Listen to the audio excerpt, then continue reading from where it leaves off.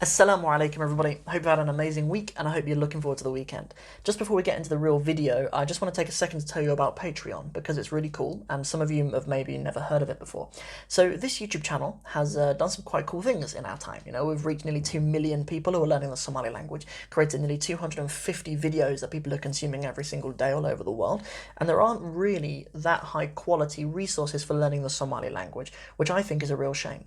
We have an enormous number of Somalis and half Somalis and part Somalis and people who have Somali friends or whatever growing up in diaspora countries who really don't have the resources to stay in touch with their home language. And if you're like myself and you have a dream that your children will have the option to go home, we need to be doing something to support people. But a reality is that even though I try my very best to create this stuff for free, it's unfortunately not free to make. And if you contribute something really, really small, even if it's $1 a month, $5 a month, then that goes such a long way in helping me out in, all the equipment that we need to record these videos, as well as recording space to put these videos together, as well as the hours of time that it takes to plan and record and edit these videos as well. It will make an absolutely huge difference if you just put one foot forward and you just offer $1 a month. That'll make an enormous difference. But it's not just me asking you for money. I also want to give you rewards for that as well. I want to give you the option to consume my videos with absolutely no ads and no sponsorship shout-outs. I want to give you the opportunity to get access to more bonus Somali language resources, higher quality resources, as well as be part of the Patreon community to get giveaways and discounts on up-and-coming products and stuff too. So if you want to be part of that, or you're just interested in how it works, go over to patreon.com/SamOfSomalia. So welcome to day 20 of my Somali diary. This is a series every day from Monday to Friday, all week long, where I just bring you on the journey with me, learning the Somali language. Hopefully in day 10,874, I'll be proper fluent in the Somali language, and it would have been really cool to just kind of see the whole process. So in this video, we have got a good video today. Oh, Nelly, when I was putting this video together, I was so excited. Okay, so in this video, I'm going to be going to black and white every now and again, because I've got a few little points that I just want to talk about, and I might ramble a little bit, and then we'll be back into colour. Okay, because there are just some little things I'll put in. Like, I have a bit of a habit of getting a bit excited whenever I see a word and want to kind of add little culture bites and stuff in here and there. So when I do that, I'll go into black and white. So in this lesson, we're talking about prepositions, but specifically about pre-verbal prepositions. And I wanted to follow this video on from the previous lesson, because in the previous lesson we talked about the genitive, right? And those of you who have some command of Arabic, as I'm sure a lot of you do, you'll kind of associate the genitive with prepositions, especially any of you who study Arabic with me and you're on the Arabic in 60 Steps program.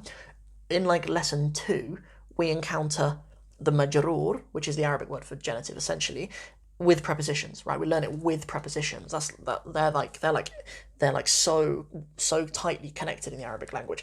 However, they are not in Somali, right? And obviously in the last lesson we learned about the genitive in Somali. So why not? The reason why not is because nouns don't come after prepositions in Somali. Okay, like in Arabic they will say in the house, and then house will be genitive, or say with the man, and the man will be genitive. That's how it works in Arabic, and that's how the wording works in English too. But in Somali we have, and this is really important that you remember, we have pre-verbal prepositions. So you would never have something like at the hotel. You would never have a lesson worded at the hotel, right? There are ways of using prepositions like that, but they're not the most standard kinds of prepositions. But prepositions are always used before verbs. So if we're to say something like, I stayed at the hotel. You'd say something like, the hotel, I, in it stayed. The in it stayed, or the at it stayed. Right, it will come before the verb to stay. That's the way that it's used in Somali. So there are 4 main prepositions. These are the only prepositions that I've ever seen in Somali. So let's run through them and what they mean. All of these pre-verbal prepositions all have a stress on them. Okay, you need to bear that in mind, because there's a difference between it with a stress or without a stress. And that's a little time when I'll kind of go into black and white mode just to add a little bit more info for you. So the first one is u, which means to or for. But don't just say u with no stress, because that can mean him or her. Sometimes you might even hear people say usheg, which means like tell her or tell him, right? It's a way of just referring to him or her, someone in the third person. So it's important that you spot the difference. The u with stress, which is to or for, or u without a stress, which means him or her. Next we have ku, which means kind of in, at, or sort of by means of. And you need to make sure that you distinguish that from the word ku, with no stress, which means you. Quite often hear people say, wan ku salamay, which means like I'm kind of greeting you, I'm kind of sending you salam, I'm sending you peace. One ku salamai, but that ku has no stress on it. The preposition ku has a stress on it. The next preposition is ka. Again, needs a stress on it, because if it's not ka, you'll probably remember in some of our previous lessons when we've talked about saying the, ka just means the on the end of a word. If I say afka, it means the language. If I say ma'allinka, if I say qalinka, if I say qulka, qulka means the room, and qalinka means the pen. So you need to make sure you're distinguishing between ka with a stress and then ka without a stress, because the ka without a stress just means the. So you need to make sure that you're remembering your stresses on your prepositions. And last but not least, we have the word la, which means with. That's the only meaning that it carries. It just carries the word with. And you need to make sure that you separate this, though, from la without a stress, because that la without a stress on its a kind of means like one. Sometimes you hear it kind of meaning one. Like there's a kind of higher register, I guess, in a conversation way of saying I'm fine. You can say wala fi yahay, which kind of means like one is well. It's like referring to yourself in the third person, one is well. And this la is the way of saying is a way of saying like it's a way of making something passive, really. That's one of its main roles, You'd say like there's a little story that I remember a little girl telling me in Somali, where at the end someone gets eaten by degdeer, someone with big ears or whatever, and it's like markas la'ana, markas, and then la'ana, then he was eaten or she was eaten, right? That's a way of using that. But when you're using the preposition, it needs to be la with a stress on the a. So let's maybe look at 3 examples just to round off this week. So the first example would be Sahib kaygu librariga wu ku akhrinaya. So Sahib kaygu would be my friend, my friendy, my friend. Sahib kaygu librariga. So a librariga, guess what? It's a library, right? So wu, the wu is just, this kind of a mood classifier. It's just saying the thing that he does. So then you say ku akhrinaya. Okay, so the ku is the in, akhrinaya is reading. So my friend is reading in the library. So we have like my friend, the library, is in reading, right? My friend is reading in the library, right? You see the preposition is always used before the verb. Example number 2, which is really useful, is if you want to say, I want to talk about something, okay, or I want to speak about something. It's really common to hear people say waharraba or wahandona. Our brothers and sisters who are reer waqoyi from the north might say don instead of raba, but either is fine. So waharraba inan kahadlo. So ka is the preposition with the stress.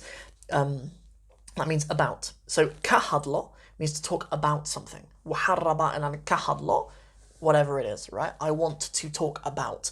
So if you're saying I want to talk about whatever, Muslim languages, let's say, for example, something I like, right? You could say waharraban and kahadlo afaf muslimin.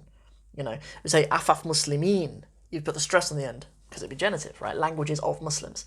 Anyway, for a bit more genitive, refer to the previous day. So the last example that I wanted to share would be to say something like I sat with my wife, because I wanted to talk about this word my wife, actually, because I've heard 2 different ways, but I've also heard people say that one is a bit offensive.